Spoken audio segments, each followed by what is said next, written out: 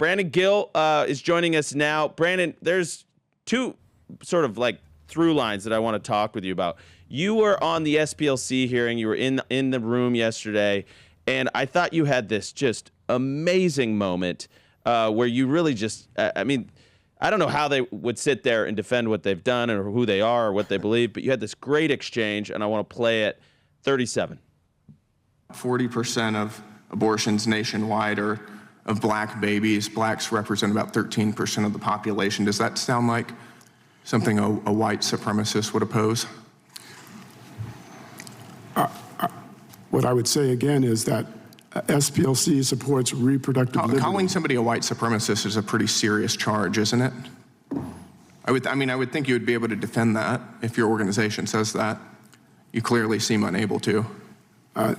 Mr. Gill, I'm not sure why you would think I'm unable to do anything. Because you're the president of the SPLC, which labels pro-lifers as racists. Well, does your organization just hurl around epithets like that without any justification? Mr. Gill, what we do is I'm giving you the opportunity to justify. Mr. Chairman, what's he referring to? And can he let the witness answer the question? This is outrageous. No, it's not. The time Allow him to speak. I know you don't like my What do you refer? I know you don't like my question. That was a great, you got him. I mean, he was stuttering away. He had no answers for you. Yeah, you know, it's crazy that groups like the SPLC will hurl, I mean, just really abominable epithets against conservatives, against pro-lifers. In this case, saying that pro-lifers are somehow have an ideology that is rooted in white supremacy because they believe, I guess, that the nuclear family itself is white supremacist, and abortion helps to undermine that, which seems to be the goal of the SPLC.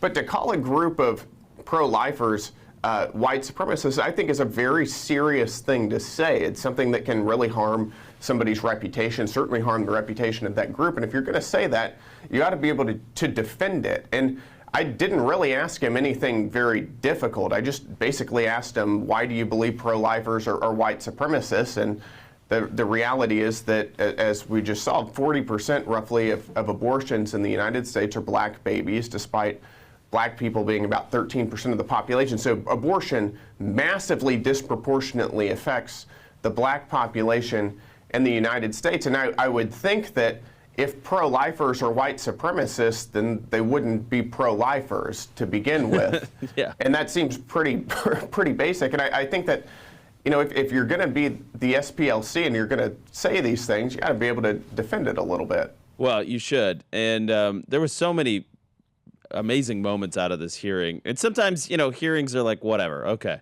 But this is so important because what the SPLC has been accused of doing is essentially ginning up images of hate, images of, and what they've, it's, you know, to sort of evoke the classic, you know, burning crosses, white supremacy, and then to find out they're funding the burning crosses, to find out they're buying KKK merch, basically so that they can expose it, and then smearing like normal conservatives, mainstream conservatives, as hate groups to just get donations from credulous donors. If hate group and like hate speech has any meaning, it really is what the SPLC does, which is to lie about what groups of people they dislike do and believe, that they're going around and saying there are all of these hateful white conservative Christians in America that you should be afraid of. Here's all these things they're doing, and they are faking it. They are paying for it. Yeah. They have agent provocateurs engineering this so that they can then take those fake hate groups and smear people like Charlie Kirk as linked with those groups. And I'm going to play this clip for you, Congressman Gill, here, and get your reaction. Stop 45. With respect to Charlie Kirk, have you all taken any position since Charlie Kirk to... Mr. Roy, we unequivocally condemned the murder of Charlie Kirk. What about the listing of Charlie Kirk? It is our position that TPUSA expresses views and vilifies other people based on immutable characteristics, exposing them to our listing. Lies. Absolute garbage lies. Congressman. Guys, let's talk about finding something real. You deserve a relationship with a woman who shares your values. Faith, family, patriotism. But apps, they're not built for that. That's where Selective Search comes in. They're America's leading matchmaking firm, connecting men like you, faith-driven, ambitious, and ready for the future, with exceptional women who love this country and value tradition. The best part? Selective Search's candidate program is 100% free and confidential. Go to selectivesearch.com today. The perfect conservative woman is waiting for you. Yeah, I mean, the thing about the SPLC is not simply that they'll slander TPUSA or Moms for Liberty or any other group. It's that the FBI and government agencies have used that to go after these groups, to go after conservative organizations. So it's far more impactful for the left than just saying mean things about Turning Point. Now, going back to that, I'd love to hear him actually explain where is Turning Point USA maligning somebody for immutable characteristics. I have a feeling that he can't really justify that at all. No. You know, it's really easy to just say that, to put that into the ether, to demonize a group like Turning Point than it is to actually substantiate it. Yeah, and they bring up the black pilot. Jasmine Crockett did this. Oh, the black pilots. And just for the 1,000th time, and by the way, Charlie was using this to demand equal treatment of all Americans and all people. And that's the only way that you actually eradicate racism and discrimination. Well, and Wesley Hunt had a great clap back to this because he was actually a black pilot, a military pilot. And he was saying, you are so, I mean, what are you saying? That they need like lower standards? They need special quota systems? Because you can't, how insulting is that to somebody like Wesley Hunt?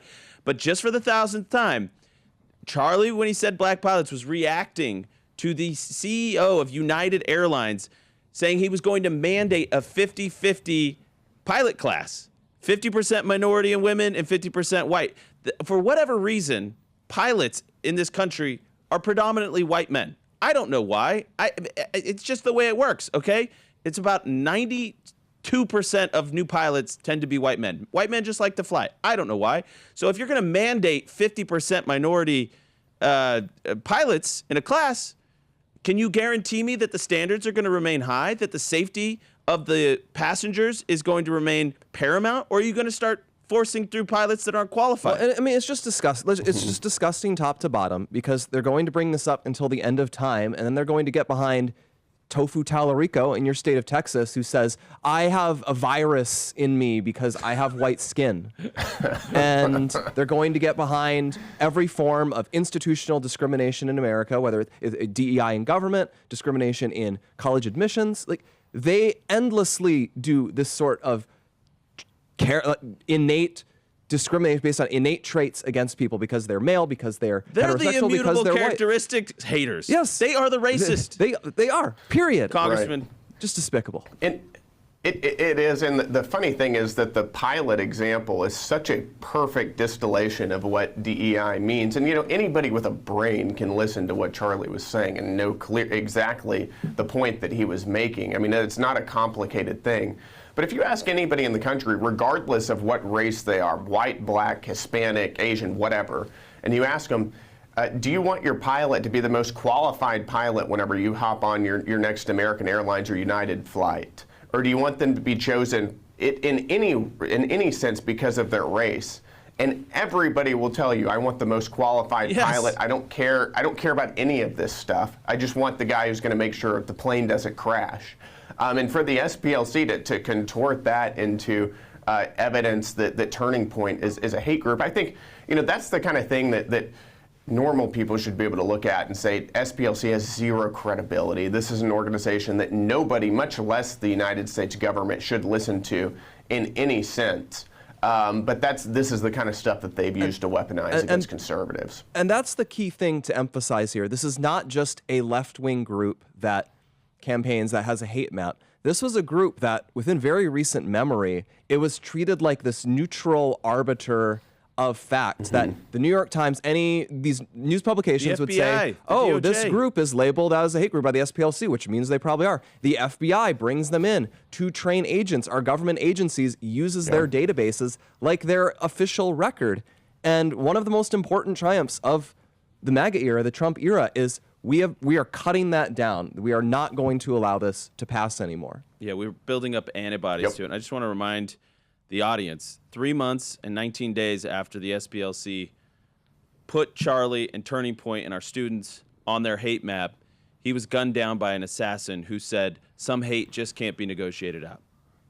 So did the SPLC kill Charlie? No, I'm not saying that. Did they directly impact what happened to Charlie? Absolutely. They injected this venom where hate could be used as a pejorative to smear any conservative as unhuman, as beneath contempt. And so, yes, they are culpable in an indirect way. Absolutely. And I'm very comfortable saying that.